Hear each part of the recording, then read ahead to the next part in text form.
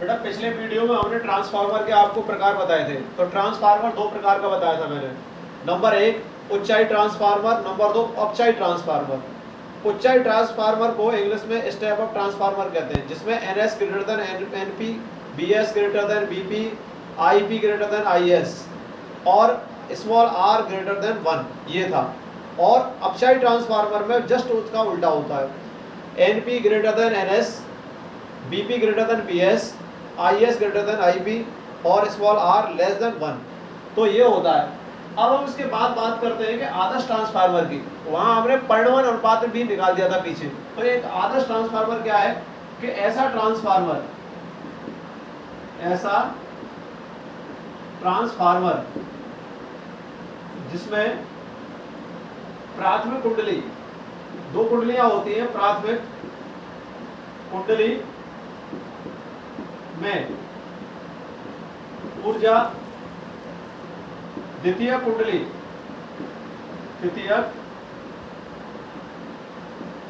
में प्रवाहित करने पर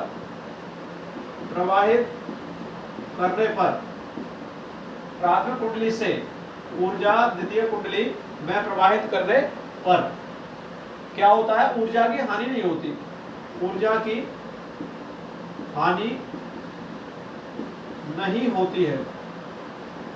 ऊर्जा की हानि नहीं होती है।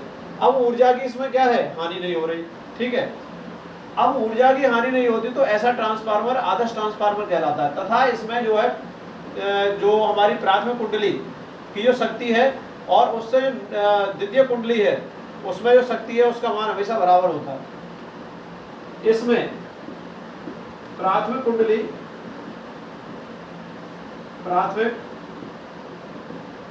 की शक्ति तथा द्वितीय कुंडली की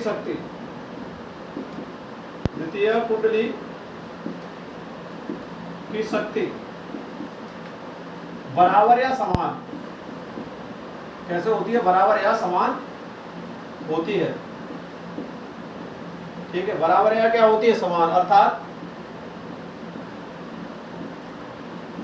P इनपुट कौन सी होती है, प्राइमरी में, ठीक है, बराबर होता है P आउटपुट, ठीक है। ये ट्रांसफार्मर के लिए, या ऐसे कह सकते हैं कि PP इक्वल्स टू PS। तो दोनों कुंडलियों में जो शक्ति है वो क्या समान होती है। ऐसे ट्रांसफार्मर की जो एफिशिएंसी है, वो दक्षता है, वो 100% हो सकती है। दक्षता कितनी होती है इसकी, दक्षता बराबर कैसी होती है, 100%। कौन से की, आइडियल ट्रांसफार्मर की, आदर्श ट्रांसफार्मर की। लेकिन व्यवहार में एक आदर्श ट्रांसफार्मर बनाना संभव नहीं है। 90% तक इसकी दक्षता संभव है, ठीक है। तो ऐसा ट्रांसफार्मर हम बना सकते हैं जिसकी दक्षता 90%। तो आइडियल जो आता है, आदर्श कोई चीज हो, उसको हम बनाना पॉसिबल नहीं है, हमारे द्वारा बनाना पॉसिबल नहीं है, ठीक है। तो ये स्थिति इसकी रहती है। तो ट्रांसफार्मर की दक्षता का सूत्र लिखते हैं यहाँ पर। ट्रांसफार्मर की दक्षता, ठीक है, ट्रांसफार्मर की दक्षता ईटा बराबर द्वितीय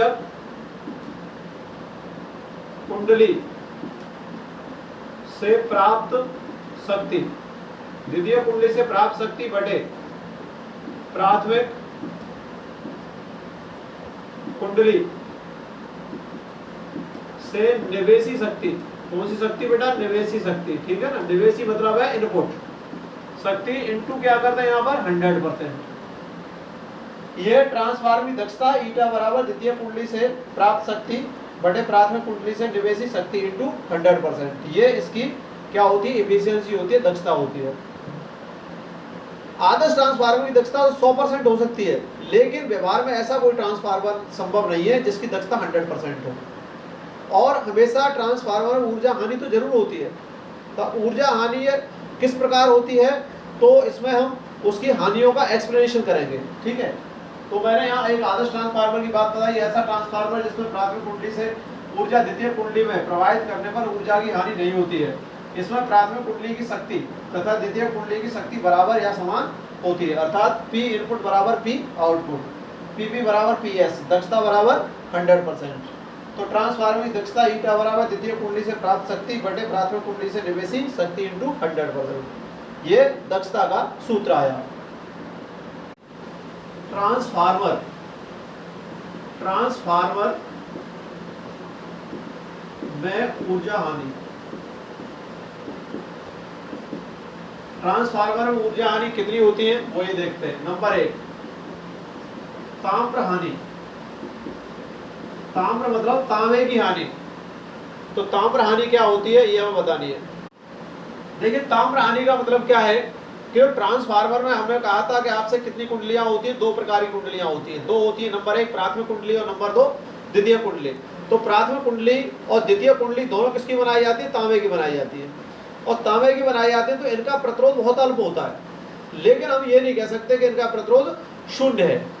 तो क्या होता है कि जूल का प्रभाव होता है। जूल का प्रभाव होता है H = I²RT, या हम कह सकते हैं कि H/T बराबर P या P बराबर I²R से इसकी शक्ति जो 6 है वो क्या होना चाहिए। इसमें क्या होता है कि शक्ति 6 होता है, और शक्ति 6 होने से इसको हम कहते हैं ताम्र हानि। तो यहाँ लिख सकते हैं कि ट्रांसफार्मर की प्राथमिक एवं द्वितीयक कुंडलियां तांबे की बनाई जाती हैं। तांबे की बनाई जाती है। किसकी बनाई जाती है? तांबे की बनाई जाती है। इनका प्रतिरोध बहुत अल्प मतलब कम कह सकते हैं, कम होता है, लेकिन शून्य नहीं होता है। क्या है? शून्य नहीं होता है। जूल का प्रभाव है H = I²RT, ये होता है। या कह सकते हैं कि P बराबर H/t। तो P बराबर I²RT अपॉन क्या हो गया? T से T कैंसिल हो गया, तो P बराबर हो गया I²R। ठीक है, तो शक्ति कितनी हो गई इसकी? P बराबर I²R। तो शक्ति क्या होती है? शक्ति 6 होता है। अतः शक्ति 6 होता है। इसे किसके कारण हो रहा है? तांबे के कारण हो रहा है। तो इसीलिए इसको ताम्र हानि कहते हैं। इसे ताम्र हानि कहते हैं। इसको क्या कहते हैं? ताम्र हानि कहते हैं। इसे कम किया जा सकता है। इसे कम करने के लिए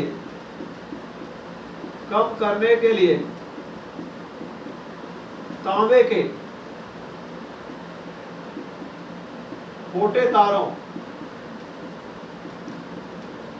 की कुंडली ली जाती है। इसको कम करने के लिए क्या करते हैं कि तांबे के मोटे तारों की क्या ली जाती है? कुंडली ली जाती है। ठीक है, तो मैं एक बार दोबारा रिपीट कर देता हूं उसको। ताम्र हानि, ट्रांसफार्मर की प्राथमिक द्वितीय कुंडलियां तांबे की बनाई जाती है। इनका प्रतिरोध बहुत अल्प या कम होता है, लेकिन शून्य नहीं होता। जूल के प्रभाव H बराबर I²RT से, तो P बराबर क्या हो गया? H/T। ठीक है, T इसके नीचे आ गया तो P बराबर I²R रह गया। अतः शक्ति 6 होता है। इतना शक्ति 6 होता है, इसे ताम्र हानि कहते हैं। इसे कम करने के लिए तांबे के मोटे तार की कुंडली बनाई जाती है या ली जाती है। ठीक है, पहली हो गई है ताम्र हानि। दूसरे नंबर की बेटा है चुंबकीय फ्लक्स क्षरण हानि। अब चुंबकीय फ्लक्स क्षरण हानि क्या है? देखिए कि जो चुंबकीय फ्लक्स क्षरण हानि है कि जो हमारी ट्रांसफार्मर की जो कुंडली है उसके खराब हो जाने के कारण, ट्रांसफार्मर की देखिए करोड़ की बात करें, चलिए यहाँ से स्टार्ट करते हैं। ट्रांसफार्मर की करोड़ खराब हो जाने के कारण, या ट्रांसफार्मर की करोड़ को जब बनाते हैं उस समय उसमें रिक्ति के कारण, रिक्ति माने खाली जगह के कारण, उसमें वायु के प्रभाव के कारण क्या होता है कि प्राथमिक कुंडली का जो पूरा पूरा जो चुंबकीय फ्लक्स है वो द्वितीय कुंडली से होकर नहीं गुजर पाता। दोबारा मैं रिपीट कर रहा हूँ, ट्रांसफार्मर की क्रोड खराब हो जाने के कारण या उसमें कुछ वायु की रिक्ति, वायु मतलब वायु जो खाली स्थान, हवा का जो खाली स्थान है उसमें उसे रह जाने के कारण क्या होता है कि प्राथमिक कुंडली से जो चुंबकीय फ्लक्स है वो द्वितीय कुंडली से होकर के पूरा पूरा नहीं गुजर पाता। इससे क्या होता है कि चुंबकीय फ्लक्स की हानि होती है। अब चुंबकीय फ्लक्स की हानि को हम कैसे कम कर सकते हैं? तो चुंबकीय फ्लक्स की हानि को कम करने के लिए हमेशा जो प्राथमिक कुंडली है और द्वितीय कुंडली है आपस में लपेटकर कुंडलियां बनाई जाती हैं। तो उससे क्या होता है कि चुंबकीय फ्लक्स की हानि नहीं होती है, मतलब कम कर सकते हैं उसको। ठीक है, तो यहां लिख सकते हैं कि ट्रांसफार्मर की क्रोड के खराब हो जाने या वायु हवा के खाली स्थान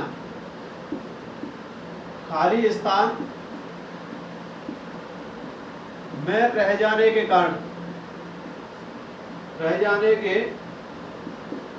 कारण प्राथमिक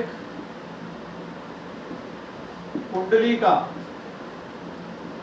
संपूर्ण चुंबकीय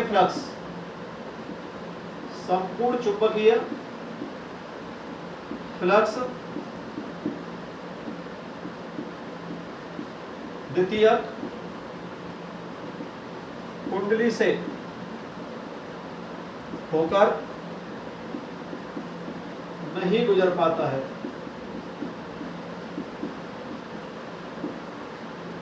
पाता है, जिससे चुंबकीय फ्लक्स में हानि होती है।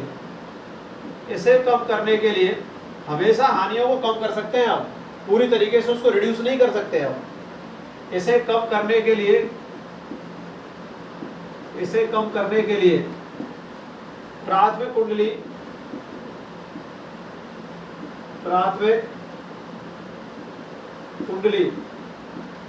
एवं द्वितीय कुंडलियां आपस में लपेटकर बनाई जाती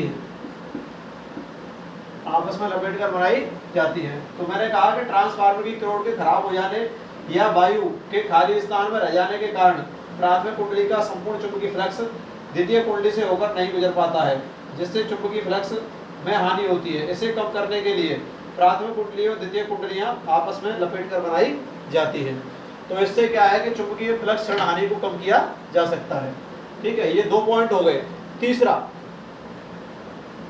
पॉइंट यहां लेते हैं, भंवर धाराओं से उत्पन्न ऊष्मीय हानि। कौन सी है? भंवर धाराओं से उत्पन्न ऊष्मीय हानि।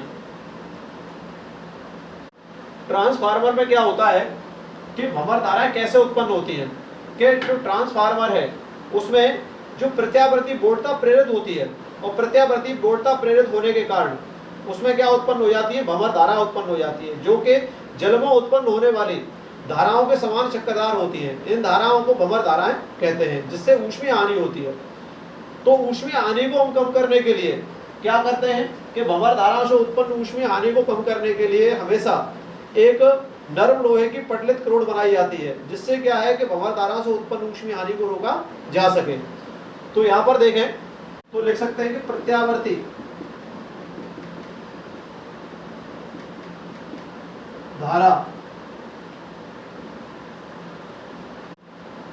धारा के कारण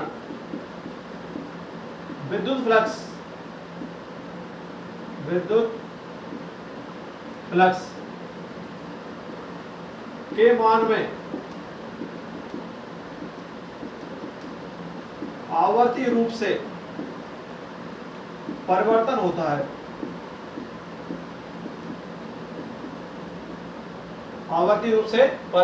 है। जिसके कारण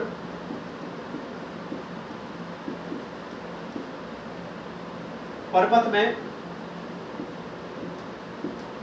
प्रेरित वोल्टता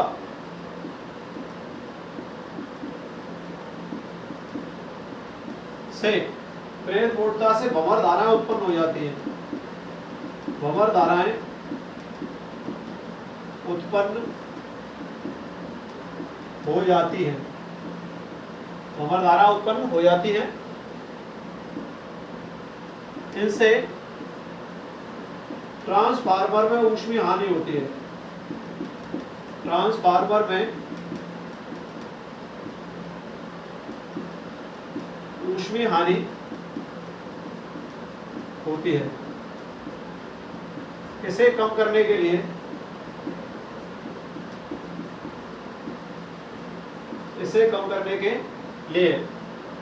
क्या करते हैं कि नर्म लोहे की पटलित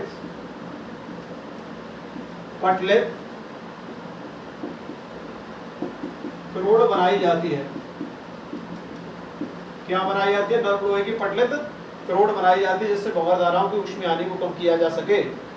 ठीक है, तो मैंने कहा प्रत्यावर्ती धारा के कारण विद्युत फ्लक्स के मान में आवर्ती रूप से परिवर्तन होता है, जिसके कारण परिपथ में प्रेरित विद्युत वोल्टता से भंवर धाराएं उत्पन्न हो जाती हैं। इनसे ट्रांसफार्मर में ऊष्मीय हानि होती है। इसे कम करने के लिए नर्म लोहे की पटलित करोड़ बनाई जाती है। ये तीसरी हानि हो गई। एक हानि और है, चौथी हानि। देखिए नंबर 4 है शैथिल्य हानि। प्रत्यावर्ती चुंबकीय क्षेत्र द्वारा करोड़ का चुंबकन बार बार कैसा होता है? उत्क्रमित होता है। चुंबकन हो जाता है, फिर रुक जाता है, फिर हो जाता है, फिर रुक जाता है। तो इस तरीके से चुंबकन होता है, उत्क्रमित होता है। चुंबकन के प्रत्येक पूर्ण चक्र में चुंबकन क्षेत्र को शैथिल्यता कहते हैं। एक पूर्ण चक्र में जो शैथिल्य हानि होती है उसको एक चक्र में जो हानि होती है उसको शैथिल्य हानि कहते हैं। लेकिन चुंबकन के प्रत्येक पूर्ण चक्र में चुंबकन क्षेत्र को शैथिल्यता कहते हैं। जिससे क्या है कि एक पूर्ण चक्र में हमेशा शैथिल्य हानि होती है। शैथिल्य हानि 9वें चक्र में पढ़ाएंगे हम। ठीक है, तो ये शैथिल्य हानि होती है। शैथिल्य हानि को कम करने के लिए हमेशा क्या है कि नर्म लोहे की करोड़ को लिया जाता है, जिससे शैथिल्य हानि को कम किया जा सकता है। शैथिल्य हानि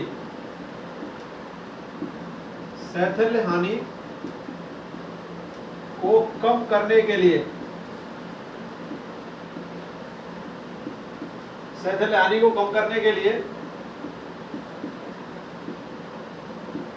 नर्म लोहे की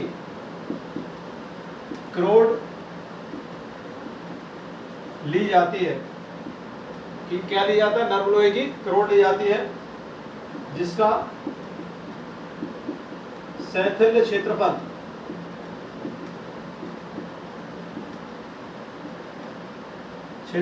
न्यून या कम होता है। तो मैंने इसमें देखा कि प्रत्यावर्ती चुंबकीय क्षेत्र द्वारा करोड़ का चुंबकन बार बार विचुंबकित होता है या उत्क्रमित होता है। चुंबकन के प्रत्येक पूर्ण चक्र में चुंबकन क्षेत्र को शैथिल्यता कहते हैं। शैथिल्य हानि को कम करने के लिए नर्म लोहे की करोड़ ली जाती है, जिसका शैथिल्य क्षेत्रफल न्यूनतम होता है, इसलिए इसका उपयोग किया जाता है। ये 4 प्रकार की हानियां हो गई। अब बेटा देखिए ट्रांसफार्मरों का उपयोग। ट्रांसफार्मरों का उपयोग क्या है? ट्रांसफार्मर का नंबर 1 विद्युत शक्ति वितरण में। ठीक है, इलेक्ट्रिक पावर डिस्ट्रीब्यूशन में ट्रांसफार्मर का उपयोग होता है। नंबर 2 प्रतिबाधा सुमेलन में। प्रतिबाधा का मतलब इंपीडेंस जो होती है, प्रतिबाधा हम पीछे बता चुके हैं, तो उसको सुमेलित करने में ट्रांसफार्मर का उपयोग होता है। नंबर 3 है श्रव्य आवृत्ति ट्रांसफार्मरों का उपयोग। ठीक है, टेलीफोन में, रेडियो टेलीफोन में होता है। तो एक ये श्रव्य आवृत्ति ट्रांसफार्मर भी होता है। ठीक है, तो उसका उपयोग कहाँ करते हैं? टेलीफोन में और रेडियो टेलीफोन में इसका उपयोग किया जाता है। नंबर 4 है आवृत्ति ट्रांसफार्मर। ये यहाँ पर क्या श्रव्य आवृत्ति ट्रांसफार्मर है और यहाँ पर कौन सा है? आवृत्ति ट्रांसफार्मर। तो आवृत्ति ट्रांसफार्मर का उपयोग संचार क्षेत्र में किया जाता है, कम्युनिकेशन सिस्टम में किया जाता है। नंबर 5 दूर स्थानों को शक्ति संचरण के लिए, मतलब अधिक दूरी तक शक्ति संचरण भेजने के लिए क्या करते हैं? हम उच्चाई ट्रांसफार्मर का उपयोग करते हैं। उच्चाई ट्रांसफार्मर में क्या है कि अधिक वोल्टता होती है और कम धारा पर हमेशा शक्ति संचरण को एक स्थान से दूसरे स्थान पर भेजा जा सकता है। तो दूर स्थानों को शक्ति संचरण के लिए अधिक वोल्टता पर तथा कम धारा पर भेजने के लिए ऊंचाई ट्रांसफार्मर का उपयोग किया जाता है। तो ये आपके कितने आगे, 5 पॉइंट आगे जिसका हम ट्रांसफार्मर का उपयोग हमने लिख दिया। तो ये हमने सबसे पहले आपको क्या पढ़ाया ट्रांसफार्मर में, कि ट्रांसफार्मर अन्य सिद्धांत पर काम करता है। तो ट्रांसफार्मर है प्रत्यावर्ती बोर्डता को क्या करता है, परिवर्तित करने का कार्य करता है। फिर हमने बताया कि ट्रांसफार्मर का सिद्धांत रचना क्या है, ठीक है। और फिर उसके बाद बताया कि ट्रांसफार्मर का सिद्धांत एवं कार्यविधि क्या है। फिर ट्रांसफार्मर का उपयोग पढ़ा दिए। फिर हमने परिणमन अनुपात का सूत्र निकाल दिया और ट्रांसफार्मर के फिर प्रकार पढ़ाए। फिर हमने आदर्श ट्रांसफार्मर पढ़ाया आपको कि आदर्श ट्रांसफार्मर क्या होता है, इसकी दक्षता क्या होती है। आदर्श ट्रांसफार्मर बनाना पॉसिबल नहीं है, ठीक है। उसके बाद आती है कि ट्रांसफार्मर से उत्पन्न हानियां क्या हैं। तो ट्रांसफार्मर कौन सी हानियां हो सकती हैं, तो 4 प्रकार की हमने हानियां आपको बताई। नंबर 1 ताम्र हानि, नंबर 2 चुंबकीय प्रक्षरण हानि, नंबर 3 बताई भंवर धाराओं से उत्पन्न ऊष्मीय हानि, और नंबर 4 हमने आपको कौन सी बताई,